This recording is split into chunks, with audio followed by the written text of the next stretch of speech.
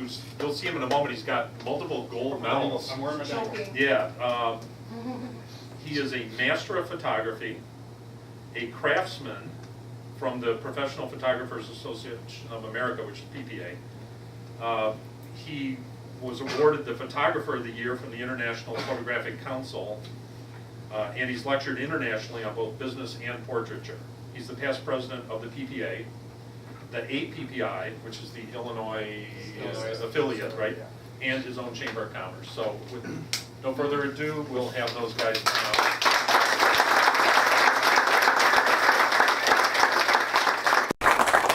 And to all that I say big deal, right? This is fun to meet new people.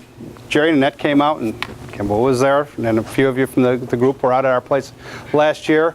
And can you guys hear me okay? If I start getting soft and stumbling, just tell me to speak up. Okay. You want this light on? Are you on? Yeah. Oh, you need that on me? And our projector is getting going here pretty soon. So anyway, again, thanks for having us. This is very cool. When Annette called and said, you want to do a program, I said, sure, absolutely. I love talking to other photographers. I am a photographer. I have been doing photography all my life. I've never had another job. I've been very fortunate. It's a lie. I was a photographer, or I was a carpenter 2 days, not consecutively. That would have been too hard. So I went to work for a couple of buddies of mine that were carpenters, and after the first day I said, nah, we're going to be drinking after work, and that's about the only thing I was interested in. So I tried it one more time a couple of years later, and I decided photography was definitely what I wanted to stay in. But I am very much an advocate of our profession. I love photography. I am a photographer. I do a lot of things involved in photography. You heard my involvement with PPA. If you're not familiar with PPA, talk to me later. I can talk to you about that. I just heard they went over 27,000 members today. So when I was president, it was about 13,000. They're doing a nice job growing the association. There's a lot of resources, but what I really like about this is you are a Facebook group of about 3,300 now. Is that what I saw? Yes. Which is really impressive, really impressive. But this, and what Neil was talking about, the small groups getting together, that's how I cut my teeth. Because now you get to see who I am. What I can say things on Facebook and I can hide behind the curtain, right? Here I can't. I'm exposed to all of you, and that's okay, because I don't have a lot of secrets, and the ones I do, I've buried them so deep you'll never find them. Okay? You have photos. My family's from Cicero. We know how to do that. Okay? You bury them deep. They're all laughing. Yeah. The rumor is that my grandfather's brother and Capone had dealings, so don't hold that against me or credit me for it either way. But anyway, you know, I just love our profession. So when she asked us to come out and talk, she says, "Can you do something on business?"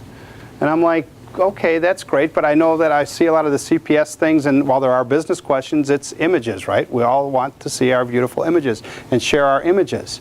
And I was delighted that she asked me to do the business part of it, because I can talk images, I can talk posing, and we did the posing thing, and we can do all that, but I really, really like the business end of it. And whether you're a part-timer, just a little bit of a timer, a full-timer, you have a home studio, you have no studio, you have a retail location. Business, when you're dealing with the people and you're selling your photography and your skills to people, you need to know business. I'll tell you a little story. My parents, who neither one are here, but my daughter-in-law is. This is Brianne. Say hi to Brianne in the corner. That's Al's wife. She came down to see us tonight. She is the cute one. My parents started our business in 1956 in Cicero, Illinois. We had a nice business. In 1982, we opened a second location. We were looking at Oak Brook. We were out in Mokena. Oak Brook, Mokena, about 25 miles apart. Great, we can co-market, things like that. They came back from visiting Florida and said they're going to open another studio in Clearwater, Florida. The marketing thing kind of went, ooh, whatever. But so they opened another studio in 1982. The first month in business, we did $9 in sales. I shot the passport. That was me. It was all me. I did all the work that first month. And I would run the studio up here. They'd stay down there for 6 weeks. They'd be there, come home for 2. Those 2 weeks I'd go down there. So it worked, and for about 3 years we did that. They built it into a viable full-time studio, moved locations, and became a big retail location down there. In the late 80s, my parents split up. They got divorced after 32 years. I guess they finally got tired of each other. But, you know, it wasn't a happy time for the family, but what happened was my father said, I'm going to stay in the studio in Florida. Mom's going to move back to Frankfurt up here, and she's going to become a photographic consultant and teach other photographers how to run their business. My father and I laughed so hard we were on the floor, we went out and drank beer. Like, Mom's going to, you know, Mom's going to go tell people how to run a business. Yeah, how important is that? We take pretty pictures. About 3 years after that, Mom continued her career. To this day, she still does it. Dad went out of business 3 years after that because Dad was a great photographer. So it taught me a very valuable lesson that if you don't know the business of photography, you can't stay in photography to do what it is you enjoy so much. So I'm going to try to share some of the things with you tonight, as is Al, and I'm going to tell you right now, he's got the better stuff. Right? He's the new people. I've had a lot of mentors in my life. I've got all these danglies and awards from all this stuff. I've learned from some of the best photographers and business people in the world. And I've taken that and passed it on to other people, but now all my mentors are the young people. Those of you that are my age, if you're not learning from the young people, you're missing out on a lot of things. They have new styles. They have Facebook. Anybody ever heard of Facebook? You know? Huh? What's that? Right? And there's certain things that I've learned over the years that you have to keep learning. I need to keep learning. Because I learned from people a long time ago, I was able to go out this morning and photograph a semi-truck that had some corrosion for legal purposes. He was the first person, I was the first person he called that said yes to doing a job like that. So I drove about 20 minutes and I was crawling under a truck and taking pictures of corrosion, getting it lit properly so he can go to court or go whatever and do that type of stuff. That's because I learned from people before me.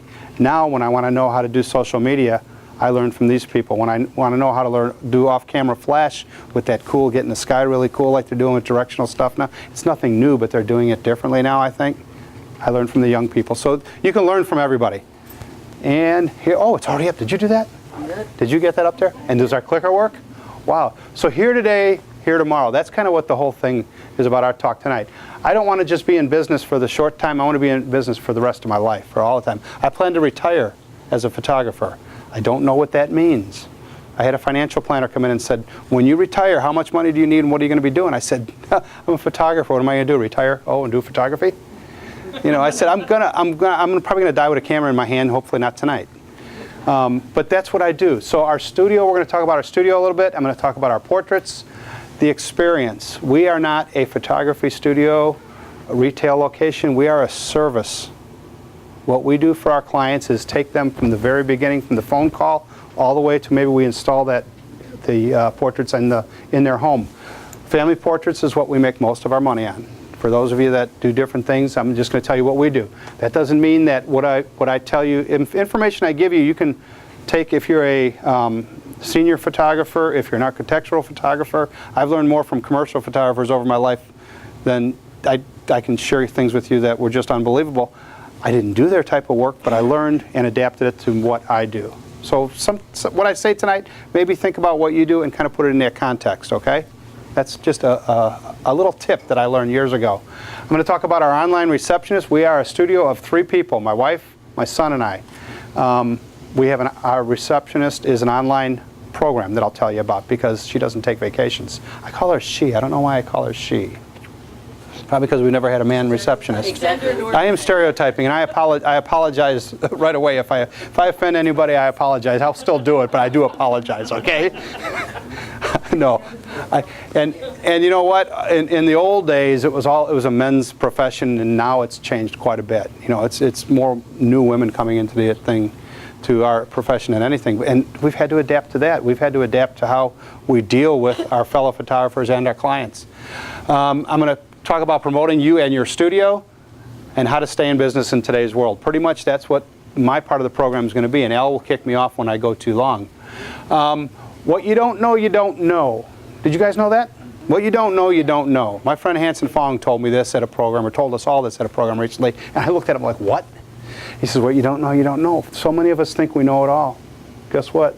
I'm 59 years old, and I'm still learning every single day. If I don't learn something every day, I'm going to die. Somebody else is going to surpass me. I have a lot of people that are my age with this color hair are complaining about the young photographers, right? They're complaining they're taking my business, they're cutting my price, they're doing this. You know, I can't compete with that. Well, you know what my job is? To take it from them. You know, if you're a young photographer and you're coming to take my business, go for it. I encourage you to come in and do it, because what that does, it makes me work harder. And I'll take it back. And I won't take it back by cutting my price. In the recession, we have not lowered our prices. And I know a lot of people have. We've done discounting. We've definitely done this. We've done Groupons, for goodness sakes. You know, we've done different things to stay in business, but we've always maintained our prices and we've given them value like that way. So if you know, there's different ways to do it, and if you want to cut your price, go for it if you think it'll give you more business. But remember, when you do that, you're going to have to work a lot harder to get back to that dollar. And when the economy gets better, you're going to have to start building prices up instead of inching closer back. And maybe if you're doing 50% discount for a while, maybe you do a 40 and then a 30 or whatever. And just in their mind, they know they're getting a deal. And as it grows, I think that's kind of the way we've gone about it. But the live learning experience, this is where you're really going to learn what's real. You know, have you been on Facebook and you've gotten into discussions and people are giving you advice? And then the next expert comes on and they're giving you advice that is 180 degrees difference. Which one's right? Do you Google them and find out what their credentials are? Do you find out who those people are? You know, here we can interact with each other. We can find out what's really going on. And I've learned everything I've learned in seminar halls like this, and Bill, you'll like this, at the bar after a convention. I sat there with my dad and his friends and just soaked it all in, because that's where the good information was coming out. That's where the guard went down and they told us everything, and we could kind of cut through the BS and get right to the good stuff. It's about building confidence. How many of you have problems with confidence when you're doing work? And that's the number one thing I see in most new photographers, whether you're 20 or you're 60 and you're doing photography. It's a confidence thing. I am confident when I go to a job. I am prepared. I know how my camera works. I don't want to jerk around with my camera when I'm photographing people. When I'm working with people, I'm in total control of the situation. If we were working together, you'd be tired of me talking after a while, because I wouldn't let you not pay attention to me. Kind of like here. Kind of like right now, right? Lost you there for a minute, didn't I? It got quiet. You're all saying, what's he going to say next? As soon as you started thinking that, I've lost that connection with you. Well, when I start talking to you and I'm looking at you, you can't ignore me. Because I might look at you and I might say, they're there, and they're there, and they're there, and they're there. So that's how I work with people. That's how I work with families. Every person in that family and that family over there, I constantly talking to them. I'm saying, Wade, move in here. Missy, get up there. You know, hey, mom and dad, get in a little bit closer to each other. I'm totally controlling this situation. I'm confident in what I'm doing. I'm not worried about my camera. If you're not confident with your equipment, start using it every day. Grab your kids, grab your wife, grab your husband, your mom, your dad, whatever, and just make it so that the camera just becomes an extension of you. You know, we just got back from the Hall of Fame. We saw Frank Thomas go White Sox get inducted into the Hall of Fame this weekend. It was an awe-inspiring experience. But you know what? Those were confident men. They knew. Greg Maddox, they talked about how he knew where he was going to throw it. His manager would tell him, hey, why don't you, maybe we'll pitch around this guy? And he says, no. He'd say, I'm going to pitch him low on the first couple, and I'm going to take him high and inside, and I want him to pop up to the third baseman. You know what he'd do? He'd pop up to the third baseman. He was confident in what he was doing. He knew what he was doing. So just, you have to be prepared. Know your stuff. Don't fumble around with this stuff. Is this an art or is this a business? You all had the right answer. Yes, or both, whatever it is. Absolutely. I kind of mentioned that already. If I can't sell my product, I can't feed my family. If I can't feed my family, they're not happy. If they're not happy, I'm probably not staying in business. Okay? You know, and I wanted to start out with this, but I didn't, and I'm going to, sometimes I ramble. Go figure. I like you already. You like that? Sometimes I ramble, I get off key. But I wanted to say this when I started. You guys have a really unique opportunity here. You're having a meeting of your CPS group in a camera store. We have spoken in churches, and we have spoken in insurance agencies and colleges and schools and all that stuff. And that's very nice, and they have nice facilities. You guys did I mention? You're in a camera store? So you can look and see the stuff they have. They got a great staff. We got some really cool news we're going to share with all of you a little later. And I've been working with Bill and Dustin and Daryl, and Al and I have been working with them. And we got some big things planned. And it's only because you got a great group to deal with here. Them opening up to you is very special, that as professionals you can come to a place like this to get education. And my most important piece of equipment resides between my ears. Your eyes. It's not that giant. They're both there. It's not the giant nose. Stop it. Stop it. Stop it. I got that from my grandfather. But no, it's guys, it's right here. I mean, don't worry about the Nikon Canon debate. Go for it. Have all the fun you want. You know, we can take nice portraits with Nikons. We can take them with Canons. We can take them with Sonys. One of my favorite portraits ever is a lady named Joyce Wilson. Joyce is out of Indianapolis. She taught at Brooks Institute. She's a fine art photographer. She does great jobs. I was in Pasadena, California, the year I was PPA president. She took one of those little plastic cameras that I always forget the names of. Olga. That's it. You know, was that about a $20 camera? Sony. Is that the right one? Yeah. And took me in the alley, and it's one of the best photographs I've ever had taken of me.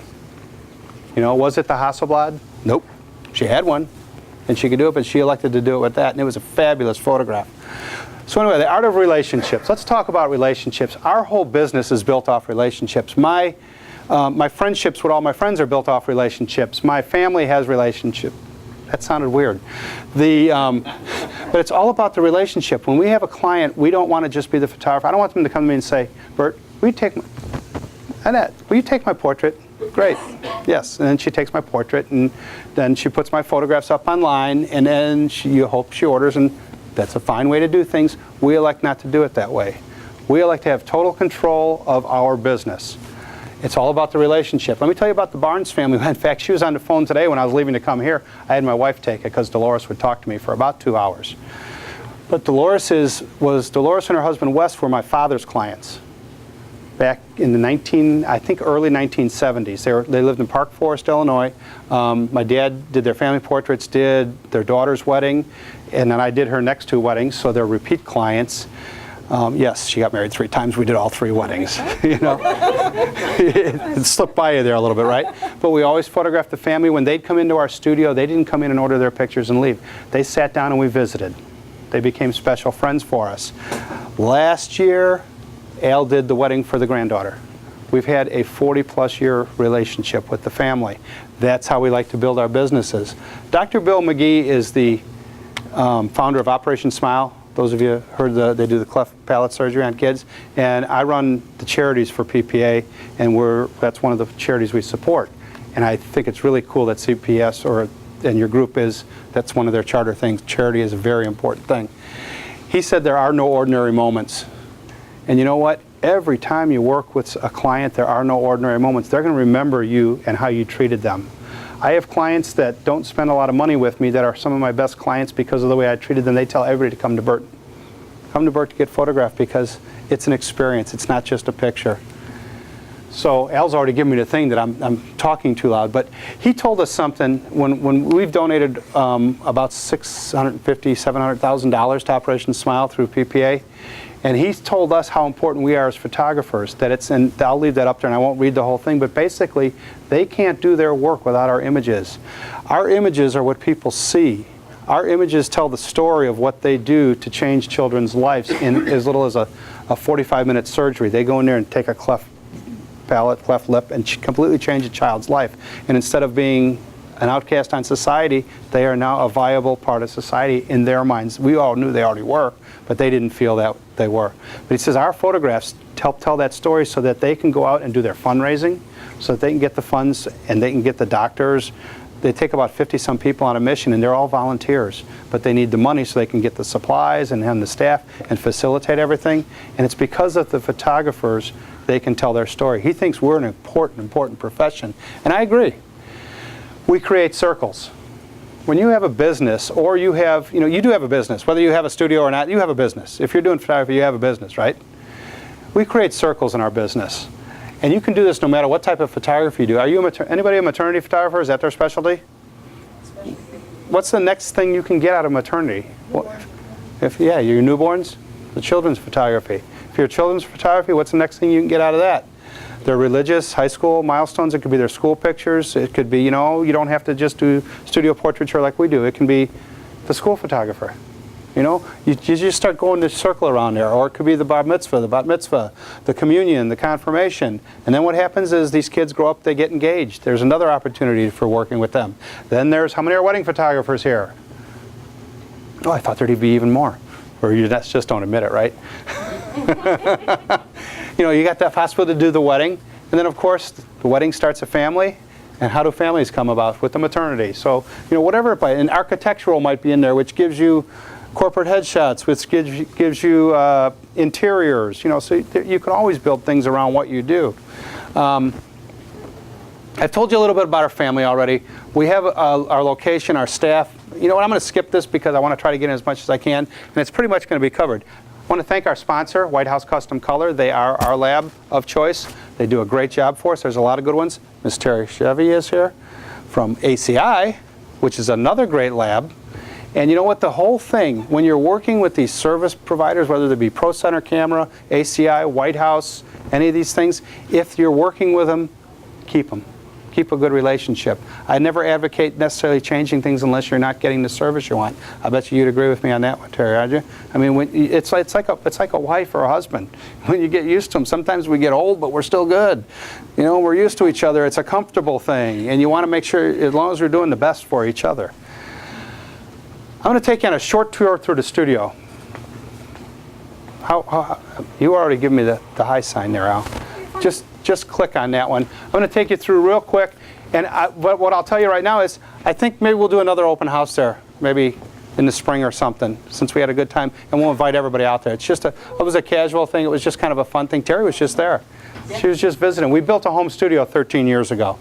We had a retail location in Frankfurt, which is right next to Mokena, which is like 10 miles past where Jesus lost his keys. Yeah, we found him on the way in, so if you see Jesus, tell him we got his keys.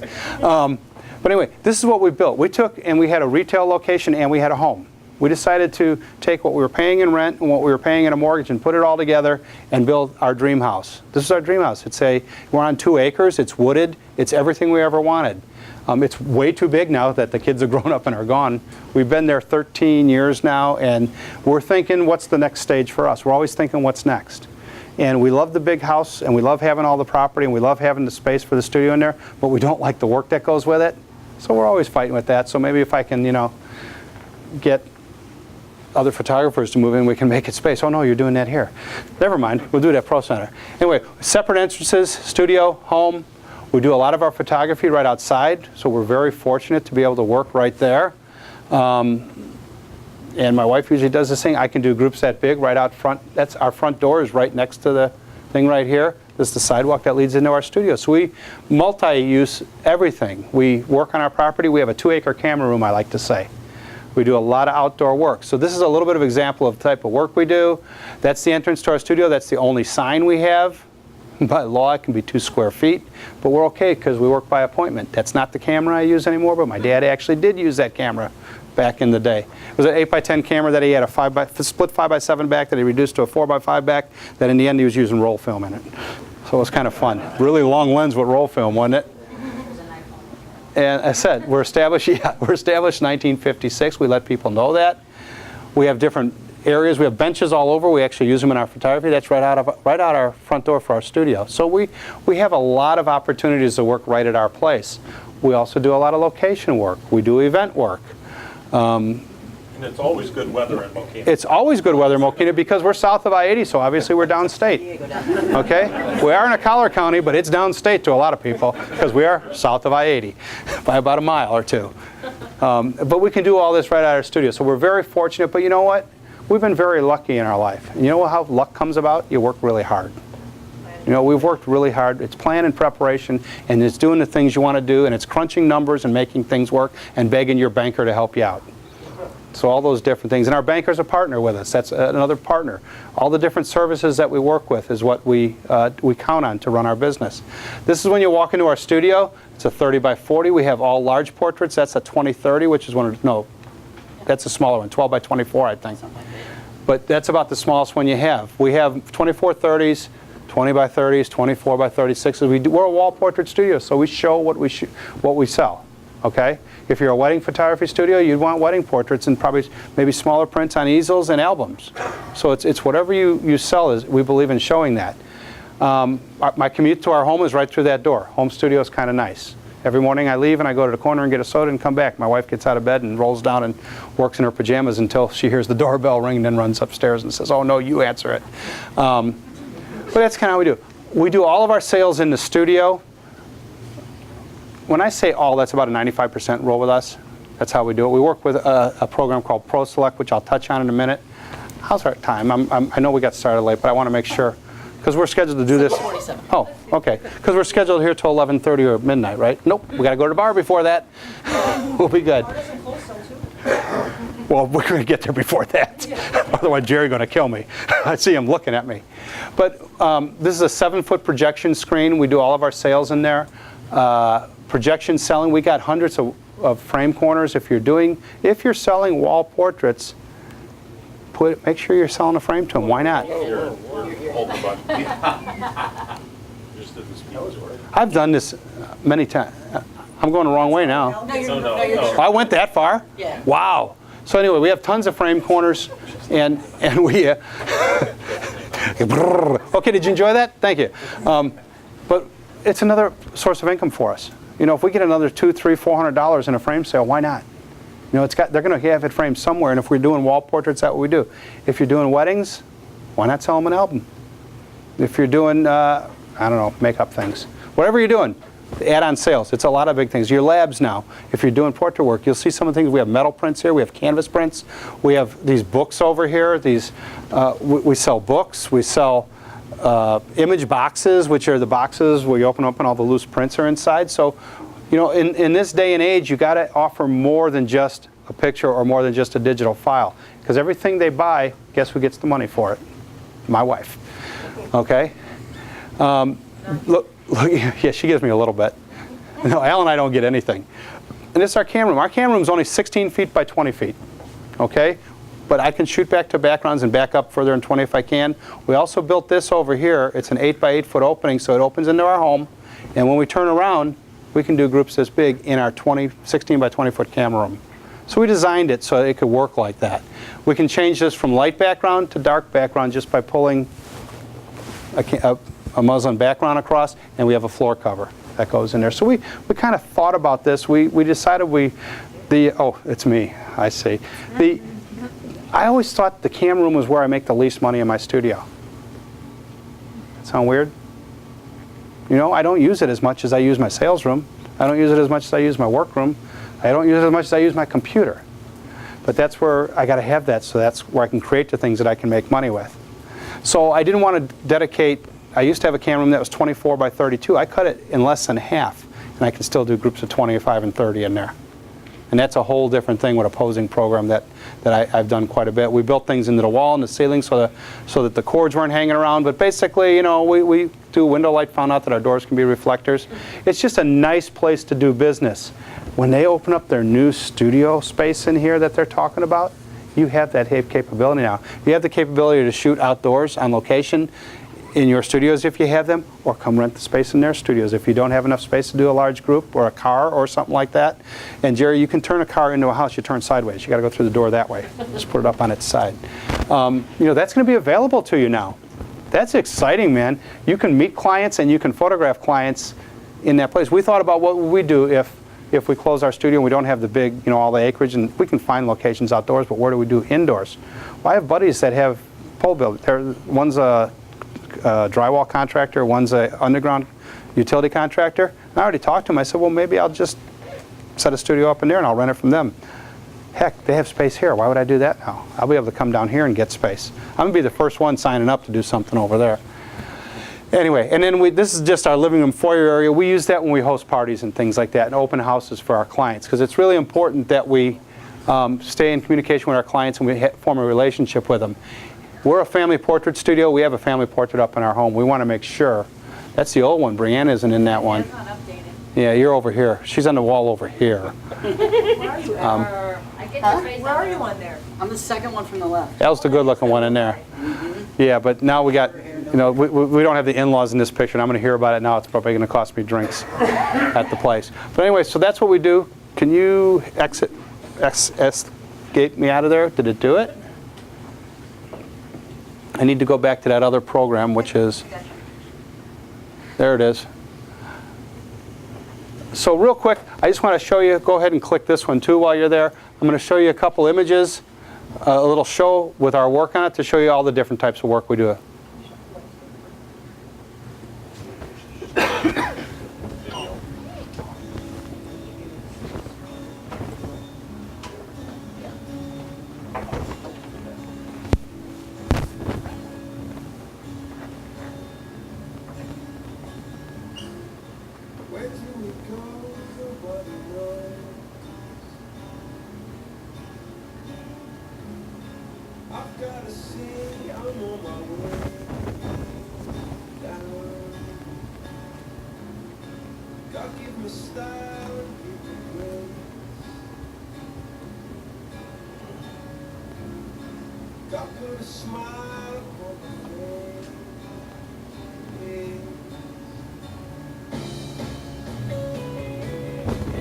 Yeah, turn it down a little. I'm going to talk while we do it. I'm going to go ahead and talk while we do it since we're going to multi-purpose here.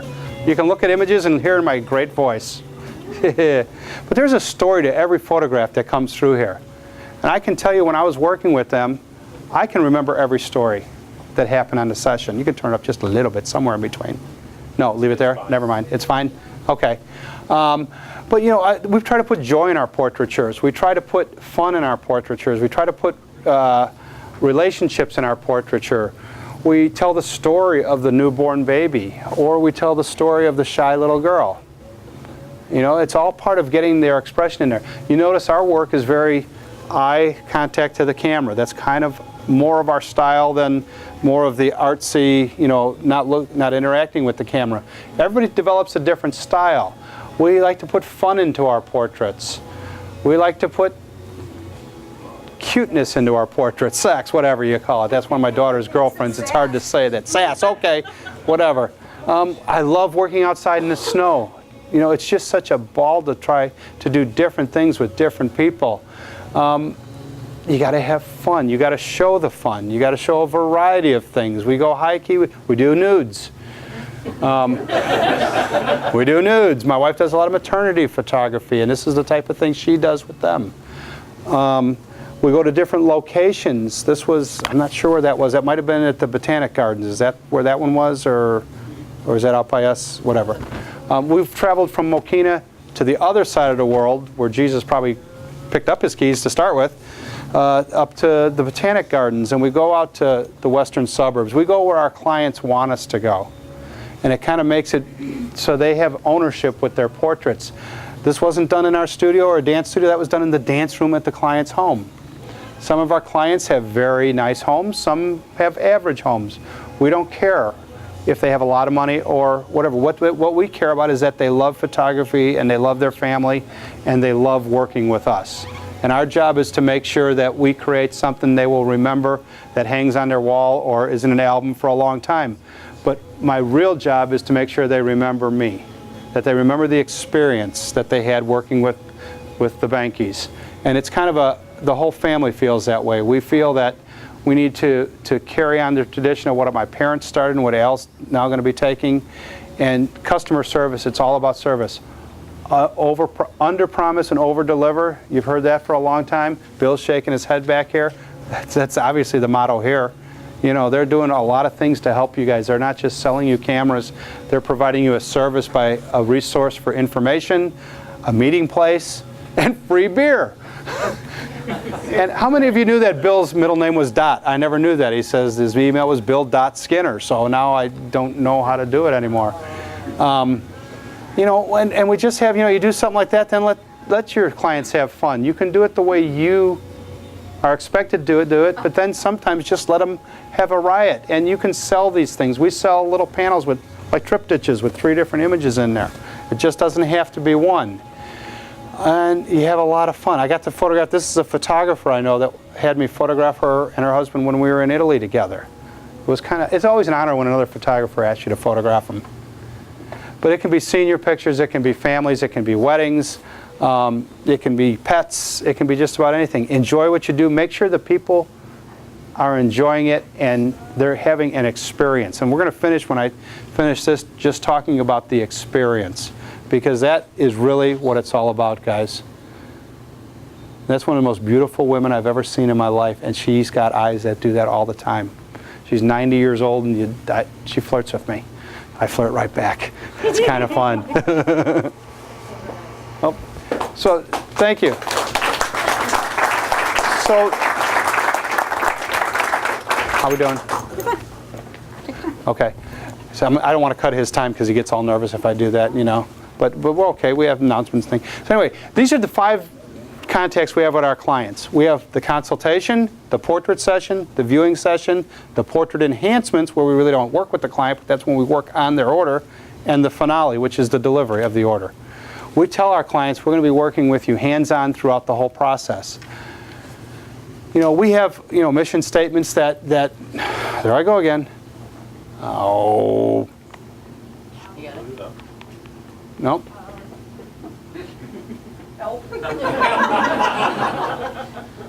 What should we call it? Yeah, why don't you do that? Thanks. There you go. Okay. The consultation. Our job is to fully understand what our client wants. The consultation could be on the phone. We prefer it to be in the studio if we haven't worked with them before. We'll spend an hour with them just wanting to know what type of portrait were you thinking? It's your family portrait? Where were you thinking of having it done? When were you thinking of having it done? Well, my children are going to be in for Thanksgiving. Do you work Thanksgiving? Well, we can arrange it around the Thanksgiving weekend. You know, we're there when our clients want us. Yes, I will work on a Sunday. Yes, I will work in the evening. I will occasionally work on a holiday if I absolutely have to and it doesn't interfere with my family. That's what I choose. If you choose not to work weekends and evenings, that's your choice. You do it. That's how we do business, and we've always told them that. But that also means that I'm able to go to the Hall of Fame with my son for 4 days last week because I worked the weekend before. You know, there's a trade-off with everything. And if you want to spend time with your family on Sunday, you should do that. Because you're not going to do your client any service if you're miserable going out to work on a Sunday.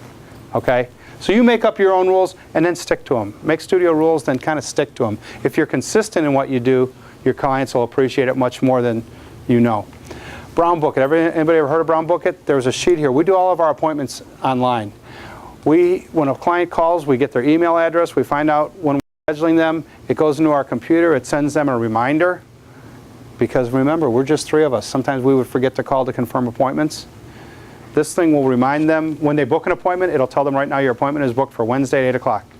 2 days before that, it'll remind them you have an appointment in 2 days. The morning of their appointment, it'll remind them again. Every morning at 5 a.m., we get a list of all of our appointments for the next 10 days. This employee never takes a vacation, never takes a day off, unless your internet goes down, obviously. Doesn't require any special treatment, and you can't sexually harass it, as far as I know. Okay? But I mean, it's been really nice. And I'm just trying to give you some tips on things we use. There's a lot of good stuff out there. This just happens to be what we use. But it's been a nice way to keep track of our business. We even put our marketing schedule in there, our promotional schedule, our personal schedule. You can color code different things. And I think they give you a trial. And I'll tell you this on everything. The little 3-fold things that I handed out, these things, has some information on some of the people we deal with. Some of them give you discounts. Mention our name when you get it if you're buying anything, and you might get a discount. But do the trial versions, whether it's Photoshop or ProSelect or Brown Book It or name some others, whatever they are. Always try the trial version before you try, because you never know. We've tried those things and decided not to use some other things too. How about the portrait session? I said that's kind of like the cam room is the least important thing. This is one of the least, I'm saying it the wrong way, but you know what? This isn't the most important part of the experience, in my opinion. It's a critical part of the experience. It's when they believe in me. It's when I create the images. It's when I deal with them one-on-one and I give us something to sell from. But I really still think the sales room is where you really make the final client, the final product. We do a lot of families, I mentioned, so that means sometimes heads are being swapped. We're promising the perfect portrait. We don't want little Johnny's eyes to be closed, so we'll bring him in from another image. You know, when we set up a group, we'll take 6 or 8 of each setup so that we have enough that we can swap them back and forth. Because we want to make sure that when we're in the portrait, we're working with the client.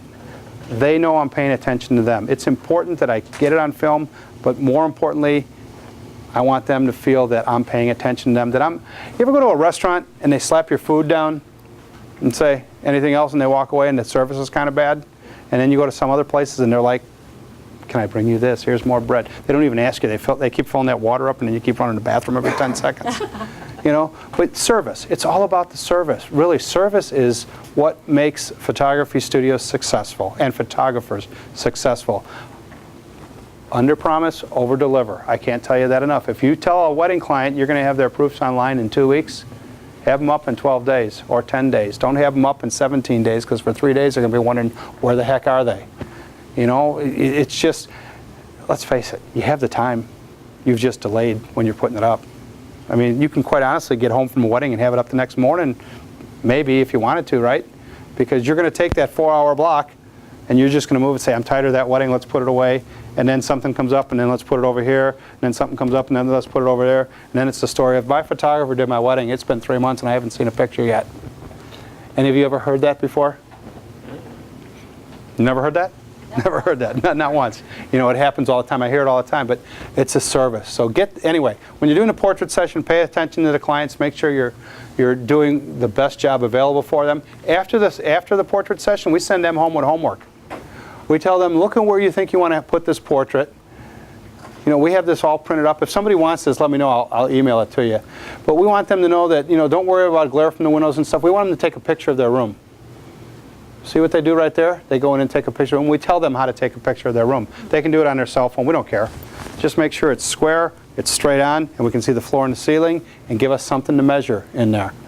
And then we can project with our system. We can project their portrait in a frame to show them exactly what the size relationship is. Because our job isn't to sell the largest portrait to the family. It's to sell the appropriate size portrait to the family. If an 11 by 14 is the appropriate size, I don't want to sell them a 20 by 24. Because then they're just going to come back to me and think I was just trying to make more money off of them. But if I sell them a 2024 and it looks small on the wall, they'll say, well, I should have spent the extra money and got the larger size. Our job is to show them, you know, exactly what they can do. We send them home with tips on displaying their portraiture, tips on choosing the framing. We have a 100% guarantee in our business. If they don't like their portrait, I'll give them their money back. I've done it once. They didn't like their portrait. It doesn't leave my studio. Once it leaves my studio, we'll redo. You know, if you get home and you don't like it, come back in. We'll rephotograph you. We'll remake it. We won't ask questions. It's just a 100% guarantee. It kind of puts pressure back on us, doesn't it? If we have to print another print, it's going to cost me. If we have to redo the thing, it's going to take my time. I don't want to do that. So we're going to do whatever we can to keep that client happy. We also give them a ruler that they can print out on an 8.5 by 11 sheet of paper, tape to the wall when they take the picture of their room. We can calibrate it. That's a whole other thing. But are any of you familiar with ProSelect, projection sales? You know, we swear by it. If my wife has a family that is out of town, she can actually do it with Skype. Well, she'll put them on Skype and put them in their home. We prefer to project large into the studio on a screen, but if we can't, it just works really well for us. The viewing session, this is where we make our money. This is where we make our clients really like us, because like I said, we're selling them we're creating for them the appropriate size photograph, the appropriate layout of their album, the appropriate extra prints and everything they need. If maybe it's a Christmas card. Maybe we'll work with them to do Christmas cards from their family portrait. But here, we don't want to leave it up to our clients to make a decision. Who knows more about proper photography than the photographer? Does your client who is pick a profession? Carpenter. Carpenter. Does your client who is a carpenter know more about what proper size portrait should be on their wall than you do? Okay, maybe him because he's a carpenter. No. No. Well, because I can tell you what, I have a hammer. And the carpenter's probably a photographer too, right? Yeah, I do photography on the side. Yeah, I do surgery on the side too. I'm cheap. I do surgery on the side. I'm cheap. And sometimes it even works. But, you know, I mean, you know, we all have different skill levels and different things. We're the experts in what we're doing, and we want to use that expertise to guide them along to the proper selections, whether it be size or anything else. I mentioned ProSelect. We swear by it. Try it out. You can demo it too. And if you have questions, my wife's the expert on it. Check out with her. Portrait enhancements. We do a lot of work on our prints. We do a lot of work on our prints. If you look at the things up here, this didn't just come out of my camera like this. We're making sure the skin is retouched properly. If somebody's a little heavier and they had their chin down like me here, we make sure that they don't have the weight by cleaning that up. We enhance the eyes. If there's loose hairs, if there's clothing that's out of place, we do all that. We've built that into the price of our portraits. You know, I really wasn't talking pricing. I'll be happy to discuss that if anybody wants to, probably afterwards. Yeah, get me drinking. I'll tell you anything. But we build that into the price of our portraits. Our average customer is our average family is about we're targeting between $1,500 and $2,000 on a family. It doesn't matter what it is. If your target is $200, if your target is $5,000, whatever it is, that's our target. That's what we're happy with in that range with the clients. So we've developed our products to get to that point. I know if you do school photography, what's your target? $28 on a package? It's a whole different animal, and that's an appropriate price for that. When we bid schools, we don't target for $1,200, $1,500. We target for $28. You have a question? Oh, yes. So So do you sometimes just do the portraits themselves, but don't do the prints, Don't do just the, deliver like digital version as well? we don't sell digital files on our portraits at all. We've been doing it on weddings, and we're actually going to go away from it. It's a different business model. I'm not saying you shouldn't only do that, but the whole thing is the digital file is something that they can put in their desk, and it can archive them, and they can have it reproduced if they want. But we want control of what our work looks like afterwards. That's our business model. We want to know what it is. We're going to mount it. We're going to spray it. We're going to lacquer it. We're going to frame it, and it's going to look appropriate for them. What we are doing is when after their sale and they pick up their order, we're talking about this today to get it in full gear. We're going to ask them if they'd like it posted on Facebook, and we're going to tag them. If they like our page, we'll put it on Facebook. That's how they'll get their digital file if they want it, but not unless they buy from it. Oh, so when they buy the print, they can't get the digital file either? No. Nope. So on Be- Facebook, are you going to have the full resolution or just? No, you can probably answer that better. We work with the full res up, but we do put up a file that is representative of our work. I'm not going to put up something that is grainy and pixelated and garbagey because it needs to reflect the product that comes out of our studio to a certain extent. Right. You know, so we kind of play the game a little bit with that. It's it's kind of a crapshoot. Right. It's That's the standard we go by. it's like photography. We all do it different ways. Digital files. If you sell digital files and it's working for you, great. I mean, it's what you want to get in the end. I was speaking down in Mexico, and we only charge $150 for a portrait session. Some people think that's not a lot, but we make it up into prints because we do a lot of work on the prints. That's how we do our business. And the guy down there was saying he charges $300 for his session. Well, how could I do this and make the money and only charge $150? He couldn't justify it. And I said, well, how do you do on prints? He says, well, sometimes I sell $30 or $40 worth of prints. And I said, well, then it's a different business model.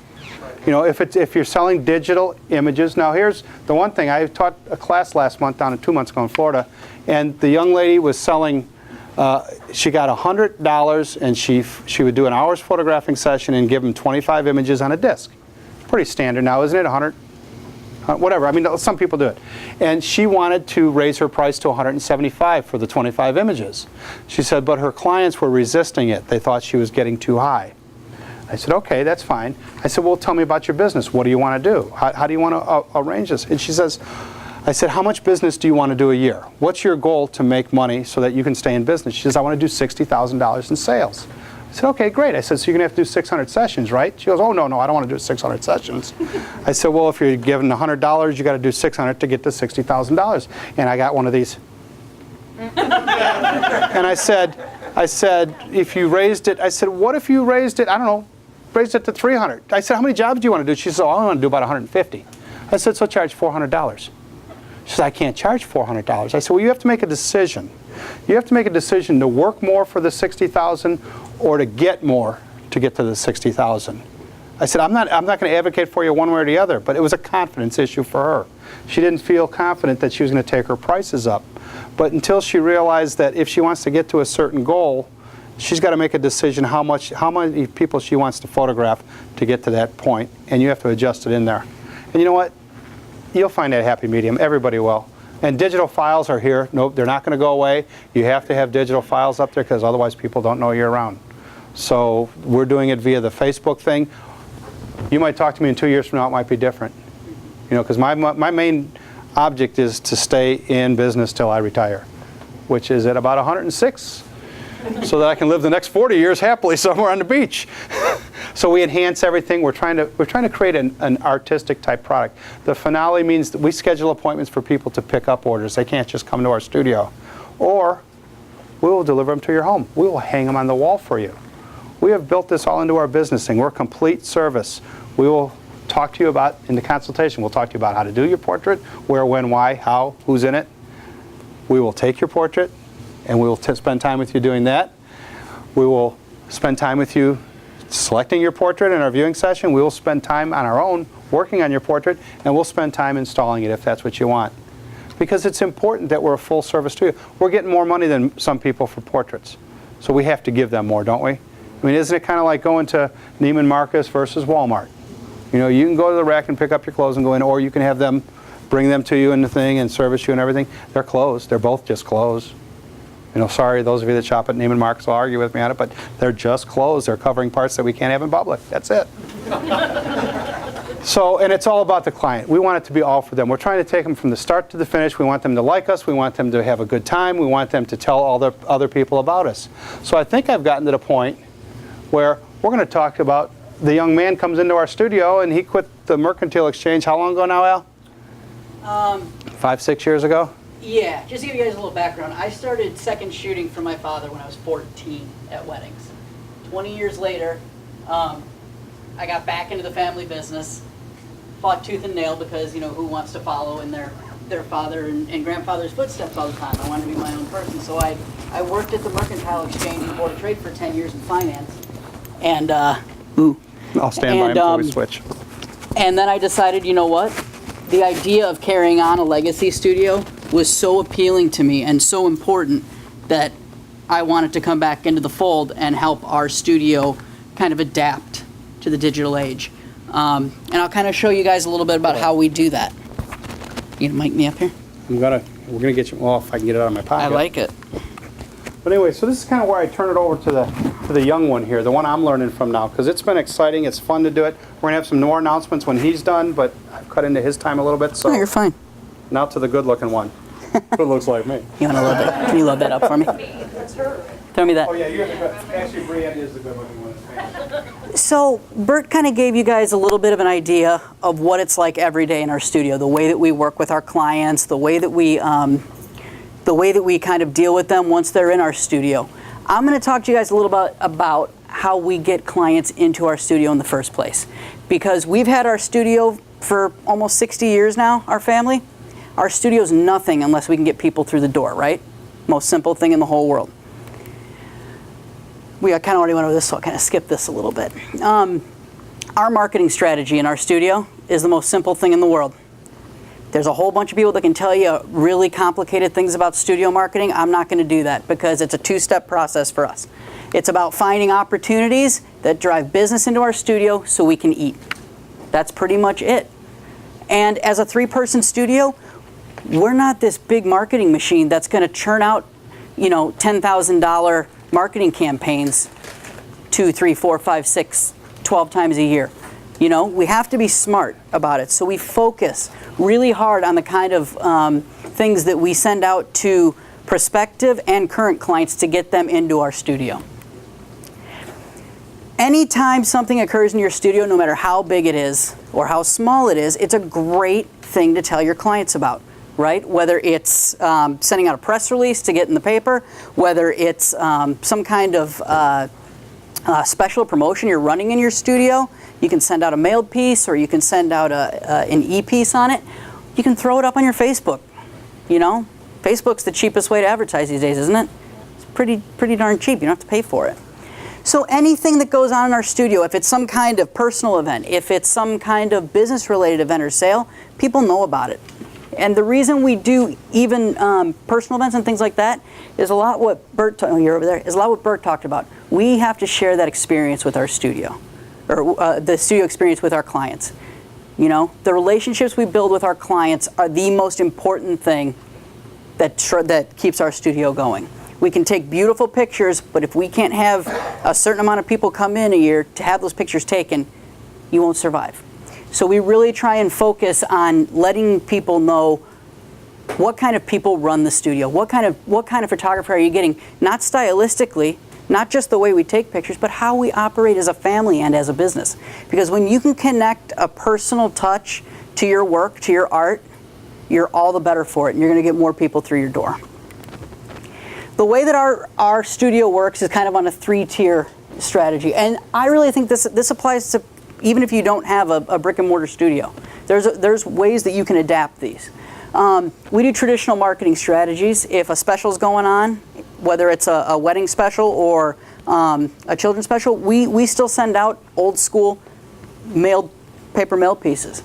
We do a lot of cooperative and charitable marketing, which anytime I hear stuff about charitable marketing, I think that's an amazing thing. You know, so I always encourage studios, if you have a charity that you can bond with, it works twofold. You get to give back and do good. And when people see a business owner that is giving back, they're more inclined to want to work with that business owner, right? Pretty simple. Like I said, they're basic things, but I think sometimes we take them for granted. We forget how important the simple things are. And then the last thing, and I will talk the most for you guys about this last thing because I think this is the most important thing we've all got going on right now, our social media presence. Yeah? Can you define a cooperative marketing? I'm going to show you that. We work with local businesses to do marketing campaigns that benefit both of us, and I'll take you through that. Okay? Old school, if we have specials going on, we still send out certain mailed pieces. You know, we like to get a piece. That little green one that's in your little things that we have out, this is our traditional mailed piece. We do a nice high-end piece to get out to our clients. We use our labs to do it. There's amazing labs, whether it's White House, ACI, Burrell. There's all kinds of amazing labs that do great pieces like this. And I highly encourage you guys, if you haven't formed a relationship with a lab, do it. Because they will always have your back, and we get to kind of sleep better at night knowing that we have an amazing lab that gets our marketing pieces and our portrait work right every time. So the thing with sending out mail pieces like that, though, is you got to measure your expense, right? They get really expensive. So we adapt them to fit the mold that we do with our studio. I'll go back on this. The direct mailing stuff that we do, we get very focused. We only do about 3 of them a year, you know? The cool thing is, can you back me up a little bit on that? The cool thing about doing like 3 or 4 mailed pieces a year is that we can target what we want to do when we want to do it. Like I said, I'm not sending out 50 million things all year long because we'll lose our butts. You know, you can't just keep throwing money at a wall if you're a studio owner and hoping something sticks. You'll be out of business real quick. So we focus on it. E-marketing. If you guys do e-blasts or things like that, if you have a studio, Marathon Press handles all of our studio e-marketing stuff. We have templates where we can send stuff out to customers immediately, and it costs almost next to nothing to blast to our 1,500 customer list that we have. It's great. It's a really cool way to do stuff a little bit cheaper. And I'm all about kind of finding out, you know, DIY kind of stuff. I grew up, in addition to being in photography, I always loved music. And I played in bands since I was like 13 years old. And he sings real well. Yeah. And so that kind of like DIY punk rock thing, I'm okay with that. You can do stuff like that doesn't look cheap for your studio. I think it's a really cool way to do it, just an e-marketing campaign if you have things going on. We do paper marketing and stuff like this because we've had good success with it. And it's worked for us for almost 60 years. You know, so if it ain't broke, don't fix it kind of thing. But we do have to adapt. I mean, to do, whether it's putting an ad up on Facebook if you're having a special or posting your images online, it's an immediate call to action and it's super cost effective. It's a great way to let people know about the work you do. Even if you're not if you're not a studio owner and you're just doing it on location, stuff like that, using the web is the best possible way to get your work out quickly. This is our e-marketing newsletter that we send out. And we just kind of talk about, you know, different specials that we have going on. It's always adapted to what's going on, but then we always put a human touch on it. Your marketing pieces should have a human touch. Anything that goes out of your studio. Tell me about the person that took the picture, not just the person that is having their picture taken. So when we send out this stuff, yeah, it's about specials. We want customers coming into our studio. That's the most important thing, right? We want people through the door that are willing to get their picture taken so we can get a sale. But we always talk about what's going on in our customers' lives. We know our customers really well. We don't photograph 3 generations of customers because we're cold and distant. We get to know the people that come through our stores. And that's the most important marketing thing you can do out of anything else, is get to know your customers and bond with them. They're going to be way more inclined to use you time after time after time if they like the person that is photographing them. So we do stuff like this. Anything that goes out of our studio, our name's on. If you guys are putting up, even on Facebook, if you're putting up a piece, a digital file or something like that, or a photo, develop a little logo or something that tells people this is a Behnke photo. You guys see on all of our prints, they're either hand signed or they're printed. and actually on some of these, we've got our studio logo on it, because when something goes out of our studio, they know it's a Behnke the minute they see it. And that's really important to us. We have to get our name out to people, because we can't afford not to get our name out to people. Little things, Christmas cards. We do a ton of these every year. You better believe it's a beautiful family portrait, and they do a little saying, but you better believe, I know it's kind of hard to see, but on the back of that says custom designed by Behnke. Our name goes on everything. Yeah, bottom one you can see it a little bit better. It goes on everything. It's a really great way to just get your name out, right? Picasso, Rembrandt, you know these people because you see that big Picasso thing on, you know what I mean? They brand their stuff. So that's what we try and do. When something goes out of our studio, people know that's a Behnke. That's a Behnke product.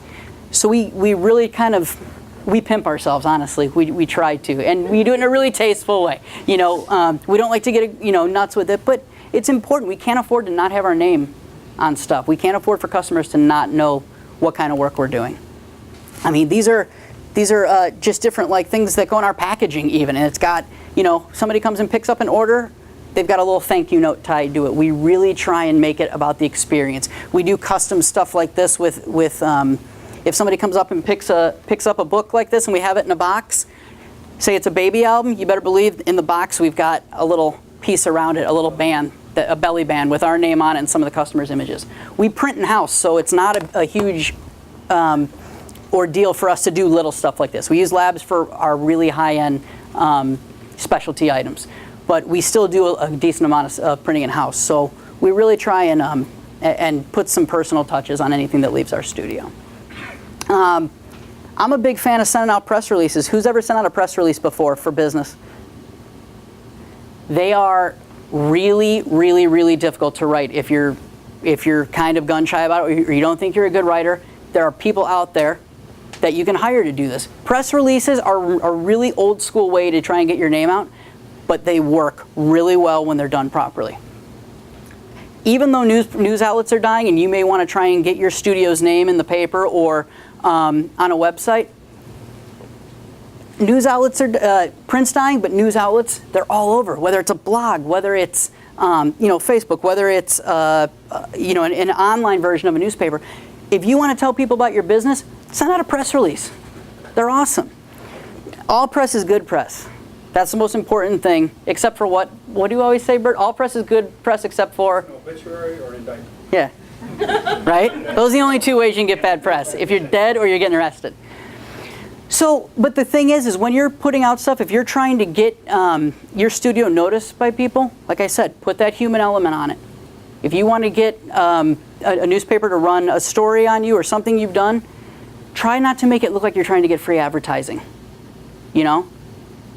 Newspapers, blogs, web outlets, they want to know the story of the person behind the business. They almost always, 99.999% of the time. They're much more interested in that than just saying, here's an ad, can you print it? Because they'll charge you for that. Good press release, get you free advertising. And I'm going to show you guys how we did that. Most minor stories can resonate with people in your business. You have no idea. You may be having a sale on newborn portraits or senior portraits. Even if you think that only applies to a small section of your clientele base, you would be surprised when you present it well how much it can touch people. A good press release is basically, I always write a one-page thing. I send them out. I don't send them out a ton if we have specials going on because I don't want it to look like I'm actively trying to get every single thing that I do in the newspaper. I pick and choose stories that I think are going to touch people, something about our business that's going to resonate with the community. And I send it out to the editor, usually the lifestyle editor of a paper or a website. And I put a human spin on it.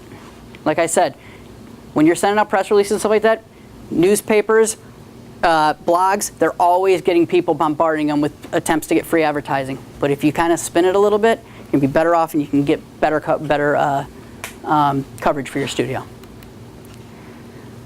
Bert and Cindy, dad and my stepmom, spoke at a conference down in Florida a year ago. Outside of our profession, it's a photography conference. Not that many people are going to care about it if they're not a photographer. It's not really going to resonate with them, right?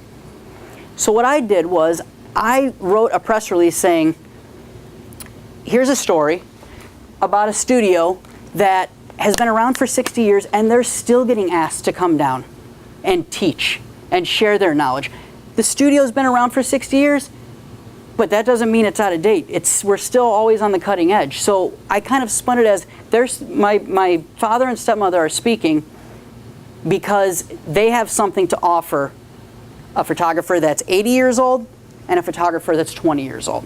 And that's the way I kind of spun it. We got a call back. They said from the Southtown Star, which is the South Suburban subsidiary of the Sun-Times. They said, we'd like to do a story. They sent a reporter out. She was with us for like an hour and a half. Not once did she really ask about the fact that they were speaking. They wanted to know about what's it like being a third-generation studio. Tell me about the people that run this business. It's really cool that you guys spoke and you guys teach, but tell me about what it's like working in a studio. How is it as a family of photographers? So we did this whole interview, and they took pictures, and we got a call back about 2 weeks later, and they said, we're going to run the story. I was like, oh, cool. They'll probably put it up on their website. That's the inside cover of the Daily Southtown Star full-page story with our picture, our studio names in it, our web address. Everything's in there. Look at the estimated circulation of that newspaper. Is that 500,000 potential clients? Not necessarily, but what if 1 to 5% of that are? It's pretty cool. That's free advertising for my studio. What did it cost me? Cost me an hour and a half of writing a press release and sending it out to the media outlets that I wanted to send it to. I keep a full media kit ready to go. If you want people to know about your studio, have everything that you need them to know, have it be current and ready to go. We have our current publicity photos. We've got bios on our studio, samples of our work. We always have that at the ready. And we keep a huge database of all the local media outlets, whether it's papers, radio, TV. I have that ready to go, so I can send that out to 50 different people with one click. It's super easy, you know? And I do that by hand. I made a list in my Yahoo email just doing that, so I can send stuff out. I can send marketing pieces out to local media outlets and try and get our studio noticed in some way. It's really easy. Charitable marketing. I won't touch on this a ton, but if you guys can find a charity to work with, it works out in your favor every time. We do a lot of stuff. These are all the charities that we do work with. A lot of times we send out complimentary sessions and 1620 portraits. And they can put them in an auction and they can be bid on. We do that all the time. We print now, so it doesn't take us, you know, it's pretty easy for us to do that. And what we do is we just send out a print, a large print that people can check out when they're at an auction. Whoop. And a little gift certificate thing saying, come on in, we'll give you a free, hit that back for me. One more. We'll send out stuff like this. So not only are we getting our names out in front of all these people that are at a charity auction, but we're doing good. You know, they can sell this thing that it really is no money out of our pocket. They can sell an auction off a print and it benefits their charity. And what's the other side of it? When they fill out that little thing, that little validation form, it comes back to us. I've got their customer information to put in our brown booklet, and I can call them and say, hey, you won this at the auction. We'd like to schedule you to come in, and I've got them in for a session, and I can get them back into my sales room. Pretty easy. Yeah. Yeah. I'll make one other comment on that. Sure. To expand on that. Yeah. When you ask the charity at the auction, if you could ask them to give you all the names of people that bid on it with their phone numbers. You can. A lot of that, it's going to depend on the charity. We typically get this. I mean, we're not always at the things that we donate to. We try to get to all of them, but we have people approach us like, would you donate an item to an auction? And if we can't be at it, it's a little bit harder for us to kind of finagle that. So a lot of times, you know, it's a crapshoot. You can get it sometimes you can't. Because everybody who put bid on it. A bid on it, yeah. Interested in photography. Exactly. Which would be a great thing. See, this is why it's important to make sure you get to, because that right there, something I never even thought about. You know, I've given it minor thought, but it's always important to learn from people. So that was awesome. Thank you. But come up, if you don't have a charity that you work with that's local, there's all kinds of national charities you can come up with different things for. We do stuff for Operation Smile all the time, where we have people come in and for $25, they get a 5x7 and a session fee, and that $25 goes to Operation Smile. but they've got to come back into our studio to select which image they want for a 5x7. And when that happens, what do I get to do? Sell. Boom. Easy, right? Very, very, very easy. Cooperative marketing. I'm going to show you guys what I mean by cooperative marketing. We do a lot of stuff with local businesses where we try and get our work on their walls. We pick places that are near us that have high traffic, that have a targeted clientele, and have similar goals as us. If you want people to see a sample of your work, where do you want it to be? Do you want it to be in the 40th floor of a high-rise in Chicago? Not necessarily. Not a whole lot of people going through that. So we pick ground level a lot of times, things where there's a lot of traffic, where people can see our work all the time. This is a local nail salon right here, Bars Nails. And they had this beautiful space, nothing on their walls, right? Typical nail salon, high end. We knew a lot of our customers went into this nail salon.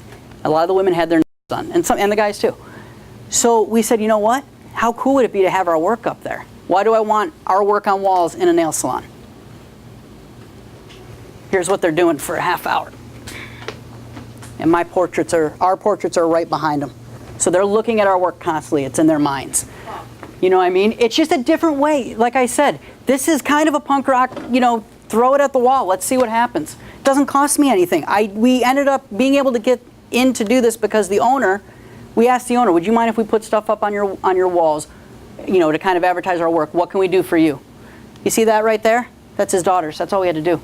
We do that anyway. He said, will you take a picture of my girls? And we had a beautiful sample frame that was lying around, and it matched his decor.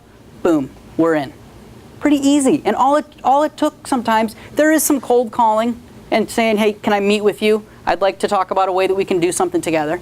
It didn't really take anything off of us. All he wanted was a photo of his kids. We didn't have to really give anything back, and it worked out really well. He even lets us put all of our little advertising pieces up at the drying stations. It's just something different, and that's what I want you guys to take out of this.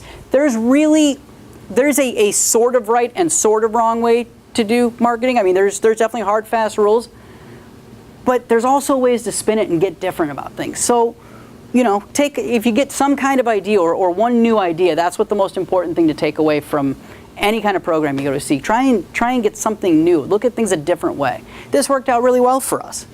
We do a ton of weddings. This is a wedding venue right by us. This is a jeweler. This is a restaurant in our town, and guess what they hold? What? Every single bridal shower and baby shower. Almost. A lot of them. And this is another venue. This is where Bree and I got married. So we had a connection with them already. This place, CD and Me, is a venue out by us, kind of a rustic thing. They would always have fundraisers, and we would always donate an item to their auction. Eventually, we said, how about we kind of come up with something to do together? You guys are a wedding venue. We do weddings. This will be an awesome way to do things. So Bert and I set up a meeting with them, and they said, we'd love to have you, come and participate in one of our bridal shows. Has anybody ever done a bridal show, by the way? Right? We've had amazing ones that we've paid $800 for a table and gotten nothing for them. And CDME has us come in and do a bridal show twice a year for $100 a table. We come in, we can showcase our stuff, and they get a vendor in there. And the return result of us donating and signing up to be one of their vendors, they called us when they said, we're redecorating our office, and you guys have done a lot of stuff here, photographing on our property. Would you guys do some prints for our office? Well, yeah, are you kidding me? Are you kidding me? So this one on the left right here, these are both couples that were photographed there. The one on the bottom right is a large print that's right in their doorway. So right when somebody walks into this venue, this wedding venue, they see our work immediately. Underneath, that's an iPad that's got a bunch of just different detail shots of stuff that we do, and other photographers. They do have other photographers. But we've worked with them so much and built that relationship, they want us every single time to try and give them new work. It's awesome. They've really kind of, the connection we've made has allowed us to really kind of get in golden with them. This one on the left, that's up in the wedding coordinator's office. Where guess what? That sits right to the left of her desk where those couples are sitting for an hour and a half staring at our work. And all we had to do was we gave them little cards for a complimentary engagement session that we said when people come in, you give them out a card You give a card to them for a complimentary engagement session. That gets us clients through the door. In return, anybody that books with you as a venue, if they want to hire us to do their weddings, we'll give them 10% off our wedding package prices. You know, I'll take that 10% off if it means I can get somebody in the door, and I can do a wedding consultation with them. A complimentary engagement session is $100. Or I'm sorry, 150, depending on what ones we're doing. That's all I give up is $100 to $150. If that's going to get me a $5,000 wedding, I'll roll the dice on that every time. That's just the way I am, and it's worked for us. Like I said, it's not going to work for everybody, but it does work for us. We've done stuff for local magazines. This is a magazine that didn't really have a staff photographer, and they like to do a spotlight of a different local family every month. Well, what's one of our biggest clientele bases? Families. We'd love to come out and photograph. And they find the clients for us, say, come on out. We'll do a beautiful portrait session, and then we are already working with them, and we can say, come back into our studio if you guys would like a print. Pretty easy. And then sometimes we get to do kind of cool stuff. This is a magazine cover I shot at Carlton Fisk, which is, you know, you get to do kind of cool stuff, and you better believe that went right up on Facebook when I do stuff like that. It's pretty awesome. If you guys aren't out and about and going to mixers and going to functions, you're really doing yourself a disservice. The hermit photographer, the photographer that is too, you know, can't be bothered with dealing with people or has problems with it, it's going to be really hard for you to expand your business. So get out, go to things, get your studio, and you as the person behind the studio, get out in front of other people, you know? Go talk to Chamber of Commerce. Go donate to charity fundraisers and go to them when you can. Put your face out there so they know who is behind the business. All right, we're gonna wrap up with this because I know everybody wants to talk about this. And this is the fun part. So if you guys want to throw stuff off each other, go for it. This is the single most important thing that we do to market our studio right now is our social media presence, right? It's our digital salesperson. It's the fourth person that works in our studio. Well, fifth if you count our online booking. A lot of people hate Facebook and Instagram and Twitter in the photographic industry because I think they feel it's kind of dumbed it down and it made it easier for people to kind of get away with stuff. I think you can really use each of these things to your advantage if you know how to do it. It's the fastest and cheapest way to connect with your clients, obviously, like I said. You know, but keep in mind, poorly run Facebook pages, Twitters, they can ruin your reputation as a photographer and your studio's reputation faster than anything. Why do I say that? You put something up that somebody dislikes and they see it, they can't unsee it. It's immediate. You put up a status update that has something where maybe you're calling out a client or you're saying something disparaging and somebody sees that, it spreads like wildfire, right? So run your Facebook pages, your Twitters, your Instagrams. You're a business. Your personal ones, the minute you decide to be a photographer, if you're going to do it professionally and sell, even your personal pages, remember, they're always interconnected with your business pages. So you have to keep a level head and remember what it is you're posting. Yeah. Do you have in your contracts, do you have clauses? This was on the CBS Facebook page today about having clauses as far as you can't sue for disparaging remark. You can't. Oh, it's like do we put a thing on there that says if you're going to post on our page? We haven't. I'm going to be honest with you. We probably should. We've never had a problem with it. And you know why we haven't had a problem with it? Because we do it right. For 60 years, we've done it right. The way I run our studio Facebook page is the same way my grandfather ran our studio. It's just in a different medium. You know, if somebody puts a like on my page, I thank them. We okay? Yeah, no, just the smartphone thing. I did see that on there. It said, yeah. Thing there. If you get caught into that situation, high road. All of us can one day eventually. That can happen. Somebody's just not going to like you and doesn't think you do the job for them. A non-disparagement agreement isn't. I don't think it's going to protect me. Yeah. Except for they can't sue me. But I'd rather they sue me than they tell everybody I suck. Yeah. So I will do everything in my power to sue that client, to go out of my way to do that. If people see, whether it's online or whatever, that I'm doing everything I can to make that client happy, what am I going to do? I'm going to turn the rest of the public around Mhm. thinking, hey, he really is a nice guy. He's trying Mhm. to work with them. But there's some people that you just, You're, and there's people that are going to do that yeah. maliciously even for no reason. There's some people that's just their personality. That's the way they're wired. You know what I mean? There's customers. Our customers are amazing. Everybody's customers, you should feel that they're amazing. But let's be honest, some of them just like to bitch and moan. Just for the sake of bitching and moaning, right? They do. But that's their right. That's their right. They paid you to do their They photo. should come on the CPS website. Exactly. But Encourage constructive criticism. yeah, I mean, we have a Facebook. We knew what we were signing up for when we started a Facebook page. Did I think everything was going to be puppies and lollipops? No, it's worked out that way, thank God. But if you can sue them, if you learn how to deal with your customer even at their worst, you're going to be better off for it.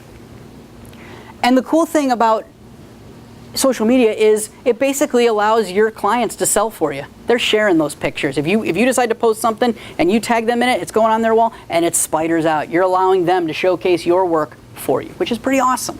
That's the best thing about social media. A lot of people will disparage it. I'm cool with it. You know? This is the way that we think of our social media page. Like I said, it's a person for us. This is the fourth employee of our studio. Social media's got a face, it's got guts, it's got brains, and it's got a soul. The most important thing is right there, the soul. The way that you post, the way that you handle things online is the most important part of it. We make sure our stuff matches up with what we do.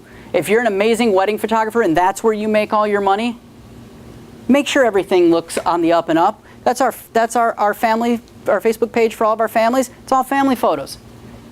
If you do 500 families in a year and you do one boudoir, why are you putting a boudoir picture up there? Yeah, it's amazing, but that's instant gratification to make sure that you've got everything matching up. That's our families, and guess what page that is?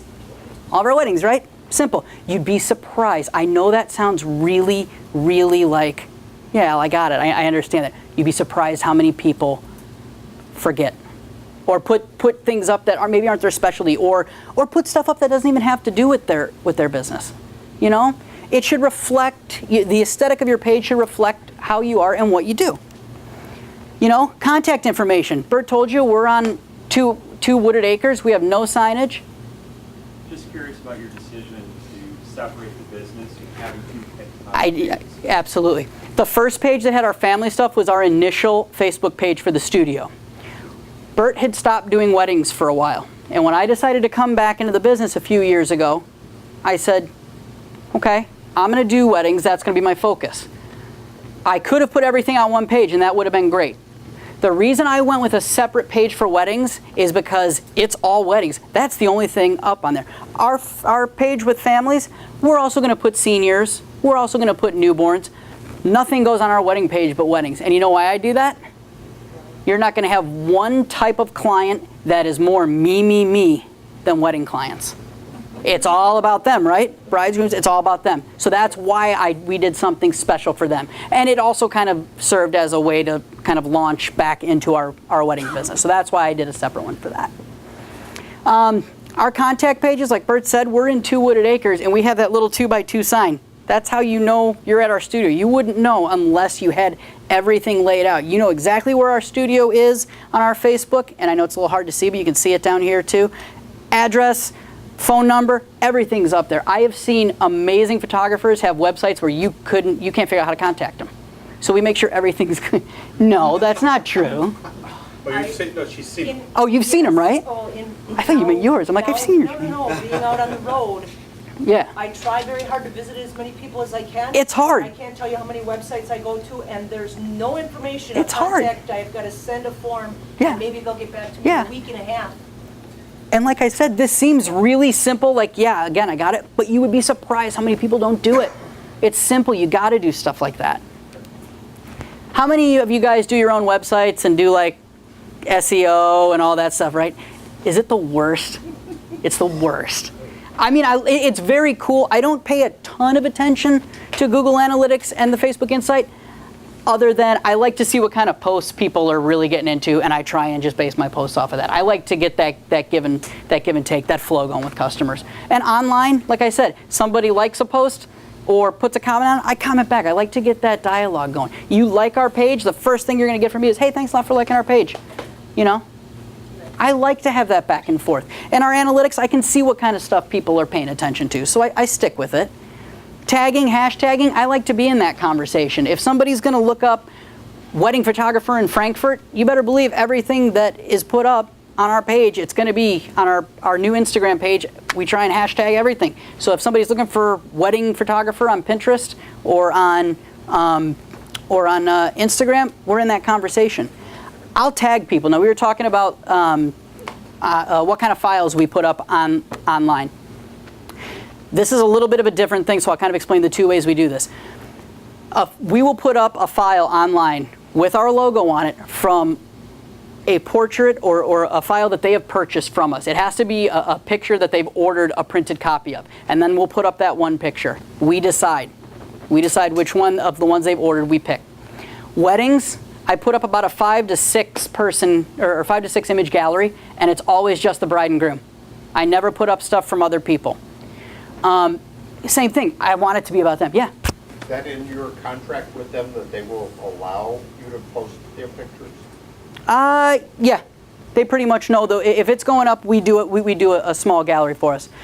When we have a customer come in, we have model release on our envelopes. Some people, you can kind of tell. When I do a consultation, I can tell who are the more laid back, kind of shy ones, and I may say I may bring it up. Some people don't want their stuff up, and you have to respect that, you know. But we're so close with our customers that I have no problem calling Brittany and saying, Brittany, I got like 6 images I want to put up on Facebook. Cool? Cool. Click. Or I'll message them. But for the most part, if we're photographing them, we need our work to be shown, and that's what they signed up for, and they will get tagged and shared on pages. It's not a big issue with us because, like we said, we're personal friends with most of our clients over the years, so we can do the tagging thing pretty easy. If they aren't fans of our page, I'll make sure I tell them, hey, if they pick up an order from us, we have a little card that says, make sure you like us on Facebook so we can tag you. You know, make it easy. And Facebook changes their rules on that every 2 weeks anyway. You know what I mean? Zuckerberg. So we're okay with that. And I think it makes the client feel special when they see, you know, they see their wedding photo or their senior photo up online. I think it makes them feel like, wow, they thought I looked good enough to put up on their you know, on their social media and share with prospective clients. Hashtagging, I mean, I'll do stuff like that. This is a bride that we photographed, and we put a picture up on Instagram while we were kind of finishing our order. And you better believe it was hashtag Behnke photographers, hashtag Frankfurt wedding photography. So if somebody's looking up, you know, wedding photographers in the area, that comes up. Remember, these are all these pages, Instagram, Facebook, Twitter. When somebody searches Behnke photographers, the first thing that comes up is our website. But what are the next 4? All of our social media pages. So we make sure everything is on the up and up and everything kind of syncs and gels. And I want to get in that conversation. If somebody wants to look for a wedding photographer in Frankfurt, I want to be one of those wedding photographers. We're in a town of 16,000. There's about 80 photographers in our town. It's ridiculous. So we try and get in there. This is the most important part. This is what I'm going to finish up with. You guys, the way that you post, the language, the way that you conduct yourselves online is the most important thing that you can possibly focus on when you're working on Facebook, when you're working on Twitter, when you're working on Instagram or Pinterest, anything like that.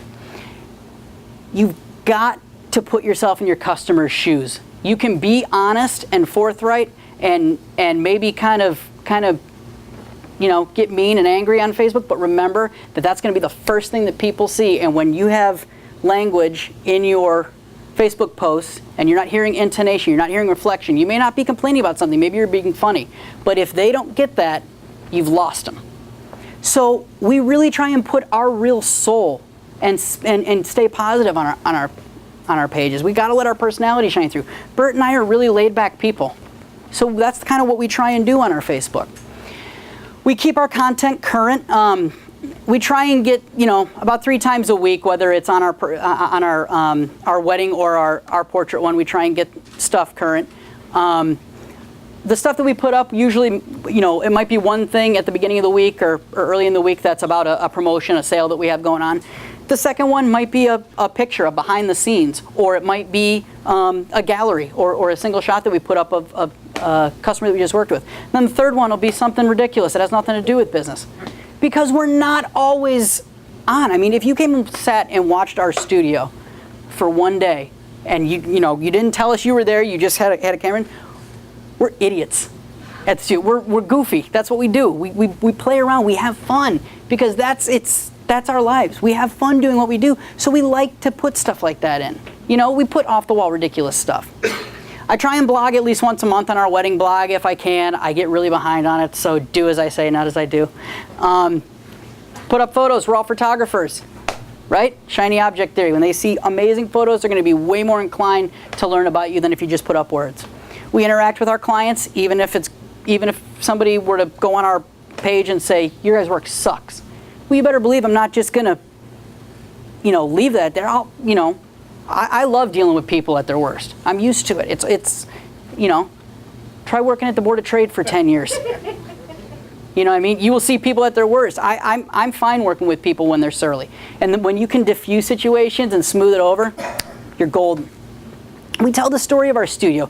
A lot of you guys, if you follow our page, whether personally or our studio page, anybody know what we were doing this week? We were at the Hall of Fame.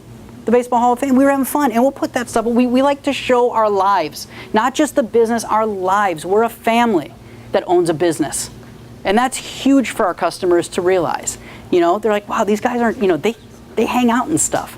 They're not just working all the time. We like to kind of show what kind of people we are, and we connect with like-minded businesses. We have a lot of same thing I do with the cooperative marketing. If a place that that's CD&Me, if they're having a big event, I'll share it on our page. I'm fine with that. I like to kind of butter up the people that I work with. I think it's important. Or if a customer is having a fundraiser or something, and maybe it's not anything we're necessarily involved with, but you've been our customer for 20 years, you better believe, hey, our customers, Nate and Nancy Jones, are having a fundraiser, blah, blah, blah, blah, blah. If you guys know them, go out and check it out. When we give and kind of butter up customers, they respond to us really well. It's not going to be like that all the time. I'm just giving you guys of how, an idea of how it works at our studio. And the don'ts. Try not to flood our clients' timeline. Ad after ad after ad after ad after ad after ad. It's a really good way to either get unfriended or, even worse, hidden. I hate that because then you think you're speaking to 500 people on your Facebook page, but really 300 of them have you hidden. They don't really, they don't want to be mean and unfriend you, or dislike you. Insult clients or competition, even though it can be really hard sometimes. Sometimes people just get under your skin, but we try and stay away from that. We don't come across as cold. If we post an image up online, you better believe it's not going to say, copyright Behnke photo, don't crop out the logo. That's not going to be my status update. I've seen photographers do that. It's the coldest thing I've ever seen in my life. I like to put up, here's an amazing senior shot that we did of Lisa. It was so much fun working with her. She had such a great personality. It doesn't have to be a book, but put a sentence or two. Give me about the experience. What's it like what's it like photographing somebody? Because if I'm a potential customer that's looking at studios to go into, I want the one that is going to make me feel comfortable. And when you see great words and you're telling the story about things, you're all the better off. And people are just naturally going to gravitate more towards likable people. I want to work with businesses that I like. Like Bert was saying, if somebody's a terrible bartender, they're not going to get my business. But if it's an amazing bartender and every single time I come in, they know what I want and I built that relationship with, I'm going to keep going back there. Like I said, we don't use our page solely for advertising. We give all kinds of behind-the-scenes stuff. We try to. I don't focus too much on like and follower numbers. I know you can get 25,000 people to like your page. You can also get people, you can also buy likes. You can get companies that will go and buy you likes. That's awesome to go on somebody's page and see 24,000 people like this page. How many of them are actual customers? Not many. Not many. Exactly. When you go out there and all you do is say, I need more likes on my page, I need more followers, I need more likes on my page, I need more followers, you start to forget about the customers that you have. Sarah Petty, who's an amazing photographer, taught me that. Sometimes you focus so much on attaining and going for more that you forget the people that have been there for you for 40 years. You know, so if you want to come into the fold, come on in. You know, like our page. But I'm not going to spend a ton of time going out and trying to get 50,000 new followers if it's going to make me forget about the 500 followers that I already have that are customers that are in my door year in, year out. Our door, sorry. And guys, don't confuse your business page with your personal page too much. I've seen photographers put political stuff up on their studio pages. What a bad idea. What a horrible idea. The minute you put something up that people don't like, they're out. They're out. Customers don't need to justify to you why they don't want to have anything to do with your business anymore. If you put something up and they dislike it, they're gone. That's what I mean when I say poorly run pages can destroy a studio's reputation. Think about what you put on. Even your personal pages. A lot of these customers are also my personal friends on Facebook. Guess what? I kind of have to, unfortunately, mind what I say. You know? That's just kind of part of it. And the most important thing, positive. Stay positive. Photography is not an easy thing. It's not. You can take amazing pictures for 60 years and you can end up nowhere. It's really hard sometimes to stay positive when everything's changing. Tom, Dick, and Harry's got a camera and is going to try and take your business. But if you kind of just focus on you, stay positive, worry about yourself. That's the most important thing you can do in a business, especially in a studio. You're a personal business, you know? If you're going to stuff like this, you're going to take camera classes, you're going to take any kind of photographic education, remember, not all your competition is going to be doing stuff like that. So focus on improving yourself.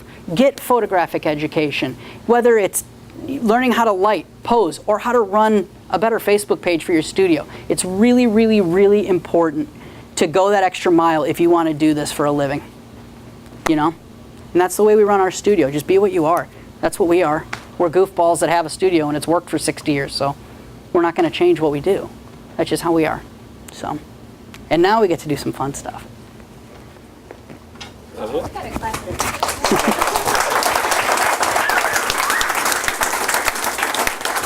it? So, we just did an hour and 40 minutes on photography, right? What kind of camera do I shoot with? It doesn't matter. The one you The have plastic with you. one that took a You know, it's all about the experience for us. It's all about the relationships. It's all about working with people like Bill and Neil and all of you here, my new friends. Some of you were probably friends on Facebook already. We haven't met personally. Am I anything like I am on Facebook? I don't know, maybe not. You're taller. But I'm taller. I'm taller than I am on Facebook. Yeah, I'm a little more dimensional, a little heavier, and things like that. But we really try to, we try to connect with people. It's all about people for us. I've seen Jerry on Facebook, and I've seen Jerry in person. I prefer Jerry in person. Always. Annette doesn't, but I prefer Jerry in person. I know that. It works that way. So anyway, we're going to share a little bit of exciting news. We have some products here. If anybody wants educational, come see us there, but that's not why we're here. Thank you again to White House for sponsoring us. Thank you to Pro Center for having us. Thank you to CPS for having us. You guys are awesome. Thank you guys for all coming out. Yeah. And I know a few years ago this association didn't exist, and people like Gokin, I know you're the guy that lit a fire under a bunch of people. I appreciate people in our industry that are doing this to help all the rest of us. There are no secrets. Guys, there are no secrets. You might think there are, but there are no secrets. We have Google now. We can find out everything, right?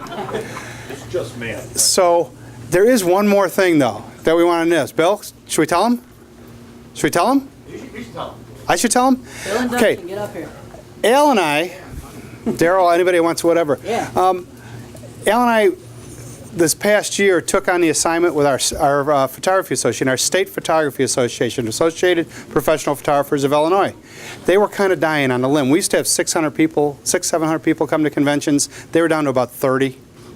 So Al and I, after I beat up some of my friends, boy, I gave them some tough love. I told them, you guys, I hate to tell you this, but it's dying. And we used to have a big treasury, and it was almost gone and all that stuff. I said, you can't afford to hire us, but we want to work with you. And so we took on the task of helping them rebuild the association. I know some of you have seen it on CPS site, Photopalooza. That's one of the things we ran, and we had 125 people show up near St. Louis last month. It was really great. It was a big start for them. So I told them when we took on the job, the only way we would help is if we could also do one in the Chicago area. They've never had a convention up here because it's too expensive, and people from Chicago won't come to a convention. And, you know, they're downstaters, so they're like on the other side. It's kind of like the roads all get fixed up here and don't get fixed downstate, and all the money comes up here. The good news is our governors, no matter where they're from, go to jail together. So we do know that. God, I got to use that one at home. That's even better. You've been dying to use it. Yeah, but so anyway, we plan to have a convention up here this year. Well, Al and I were looking for hotels. We were looking for different places to do it, and before all the stuff went down at that place over there, we had met with Bill, and he was excited about working with us with APPI. And then Bill somehow made that place close, because I know it was all him. And so when it closed, I said, well, we lost an opportunity because we were going to work together, try to put some seminars and things together. Well, lo and behold, Pro Center's here. So guess what? We're doing something together. And in October, hosted at Pro Center is Photo World Chicago, which is going to be a partnership with our association.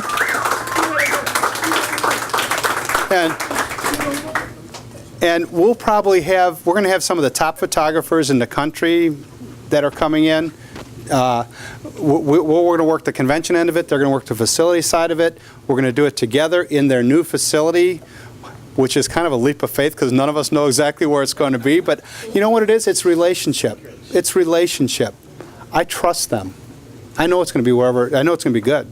We know they seem to trust us because they know we're going to bring value and education. And you know, I'm fortunate enough with all my involvement with PPA and stuff. I have on my cell phone most of the people that you'd want to see come talk at conventions. And it's just, why shouldn't I leverage that for all of us, right? That's what I want to do. I want my profession to be better than it was when I got into it. I want it to be better later. So we've talked to some good people. We'll be announcing names really soon, but this is the first time we've announced that's October 17th to 20th at Pro Center is going to be the APPI, the Associated Professional Photographers of Illinois Convention. You're all going to be getting information on it. It's going to be awesome. We're going to do it in partnership. CPS, we're going to run some specials on promotional prices so that you guys get the best deals. And, well, that sounded like Chicago, didn't it? Yeah. Hey, I'll take care of you guys, you know? Don't worry about it. Guys, think about what you could possibly want to learn about photography.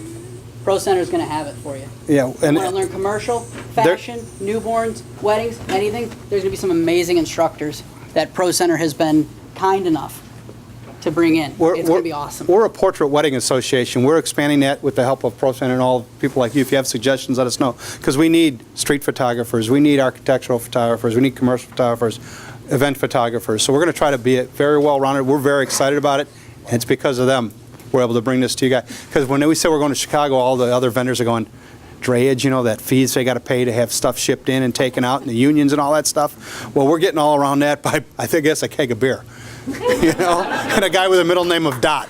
So anyway, I can bring beer. Oh boy, I would bring beer to all of you, but there's probably none left by the time I get to it. So anyway, thank you, Pro Center. It's going to be exciting. We'll keep you posted on everything. And we got some giveaways. You guys doing that? I thought we were going to do a giveaway regarding Neil doing that?